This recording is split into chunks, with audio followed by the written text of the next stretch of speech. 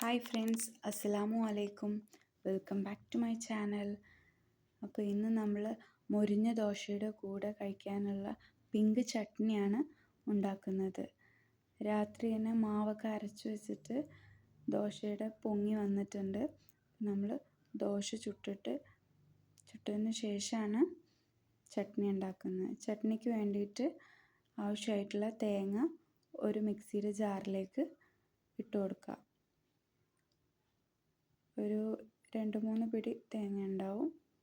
നിങ്ങൾ ആവശ്യാനുസരണം ചേർക്കുക. ഇതിലേക്ക് പിങ്ക് കളറിന് വേണ്ടിയിട്ട് ബീട്രൂട്ടിൻ്റെ പീസാണ് ചേർത്ത് കൊടുക്കുന്നത്.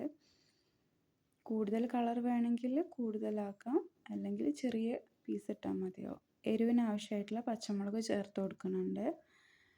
ഇനി നമുക്ക് പൊട്ടുകടലയാണ്. പരിപ്പ് കടല എന്ന് പറഞ്ഞ കടല ഇട്ട് കൊടുക്കുന്നത്.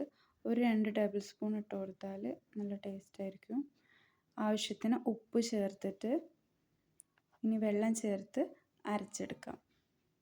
ഇനി കടുക് പൊട്ടിച്ചതിന് ശേഷം കരിവേപ്പിൻ്റെ ഇലയും ചേർത്തിട്ട് നമുക്ക് അരച്ച് വെച്ചിരിക്കുന്ന അതിലേക്ക് ഒഴിച്ചു കൊടുക്കാം. ആവശ്യത്തിന് വെള്ളം ചേർത്തിട്ട് നമുക്ക് നമ്മുടെ ചട്നി റെഡിയാക്കി എടുക്കാം. തിളച്ച് വരുന്നുണ്ട്. ഓഫ് ചെയ്തതിന് ശേഷം പിങ്ക് ചട്നി ഇപ്പോൾ റെഡി ആയിട്ടുണ്ട്. മൊരിഞ്ഞ ദോശയുടെ കൂടെ ഉഗ്രൻ കോമ്പിനേഷനാണ്. എല്ലാവരും ട്രൈ ചെയ്ത് നോക്കണം. അപ്പോൾ അസ്സലാമു അലൈക്കും. പിന്നെ എൻ്റെ ചാനൽ സബ്സ്ക്രൈബ് ചെയ്യാൻ മറക്കല്ലേ.